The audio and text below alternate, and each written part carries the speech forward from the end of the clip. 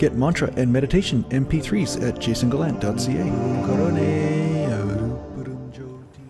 Today I'd like to talk to you about pure perception. Say that 5 times fast. So, pure perception might seem like a boring topic and not even really relevant to a person's happiness. But the truth is that there is an experience that becomes one with you when you purify your perception. And that's really what we're all after on the enlightenment journey, is a deeper level of an immersion in the bliss that you are. And again, I don't really like using words, but I have to in this communication. You know, they always say silence is the best teacher in some way, but right now I'm using noise in order for you to find the silence. So there's a certain sort of dichotomy going on there. But in the end, when you purify your perception, worst case scenario, just by having purity or at least a bit more purity in your perception, it assists you with making decisions in your life, in all aspects. Right? If you were wearing glasses in order to see, but the glasses were very dirty, it would be impossible for you to make proper decisions when you're driving or walking around or organizing your house or whatever, because you wouldn't be able to see clearly. You wouldn't be able to know, okay, what are these, what's the stuff on the bottle? I can't see the label, right? You wouldn't know where to put the different bottles in the cupboard or the different vegetables. You know, you'd have to feel your way through. There would be a certain amount of a delay. So just from a common sense point of view, we know that perception is important. Right? We're not talking about opinions or anything. We're just talking about being able to see or experience what is in front of you. Being able to embrace what it is. Like, I know this is the ground I'm walking on, and if I put one step in front of the other, then I can find my way through a trail. Right? If we shut down all of your sensory perception and then ask you to navigate the same trail, it might be difficult. Well, we know it would be difficult, right? If not impossible in some way. So the question is, what is impeding your perception?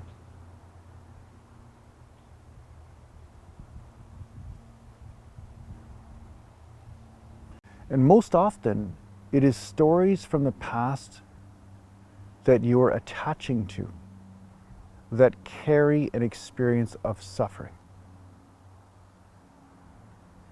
And then because those stories are so believable, you're also making up new stories about the possible future and having a certain experience of suffering around that. See, it's past and future. It's taking you out of this moment. You're living up in the mind instead of what's here, instead of just perceiving what's here. Now, in the enlightenment path, we are speaking about subtleties. And how can you be aware of the subtleties happening within you if you're creating a massive amount of noise from the stories going on in your head? So as you detach from the need to have those stories or to relive those stories, purity of perception is a natural side effect. Naturally, you spend more time here than there. Have you ever sat in a room for a while, truly looked around and said, wow, I didn't notice that vase was there. I didn't notice that blanket was there. I didn't notice, right? All of a sudden, things start to open up to you. And you are a big room.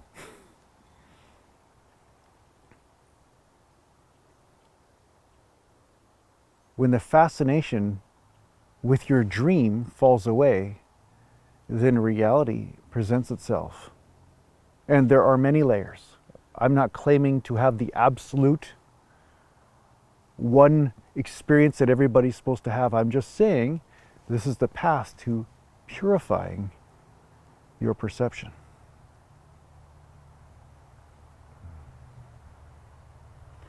So what impedes the purity of your perception, one could say, is you, your identity. Reliving your identity in every single moment and carrying it with you is the very thing that blocks you from perceiving what's on the other side. Because you're just a bundle of limitations and half-truths, stories that you've told yourself that you're living, that diminish the infinite possibility of experience that's before you.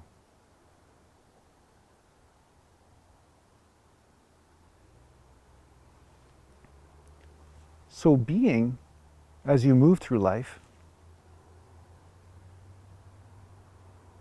or being something, is quite different.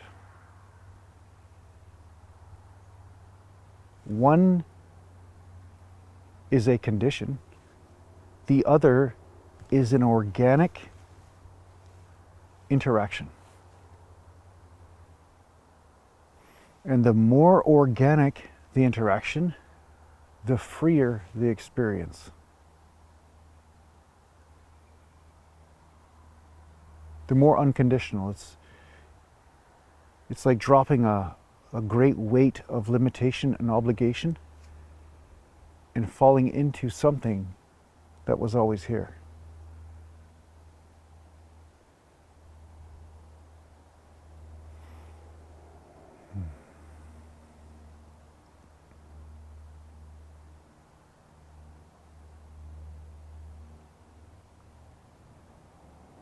So of course you can live your stories and have fun with all that. But when you are experiencing suffering, there's a possibility that you're spending more time in the story of yourself than in reality.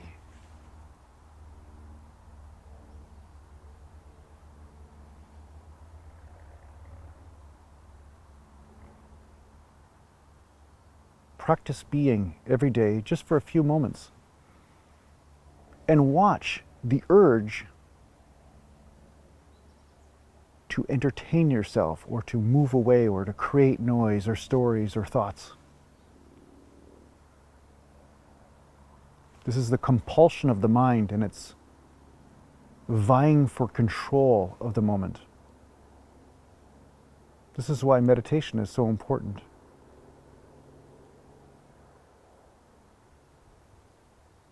You're dropping the impulse.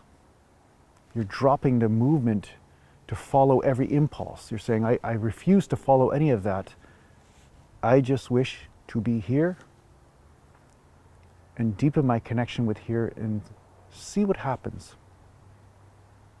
No thinking, no preconceived notion of how it's all supposed to be. Just organically allowing it to unfold before you and within you.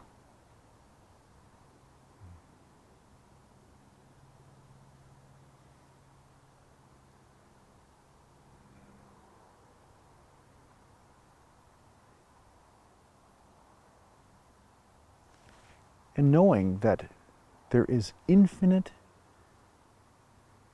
possibility within you. Anything can emerge. You're dropping all the preconceptions of what's possible, however reasonable.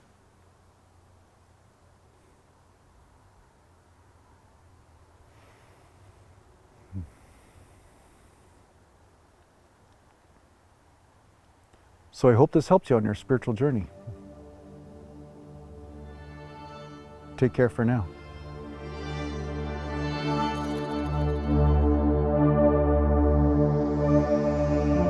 Are you interested in working with a spiritual teacher in a formal setting? Well, perhaps the Wisdom Life School is for you. If you're interested in checking out what the Wisdom Life School is all about, just go to aratima.com.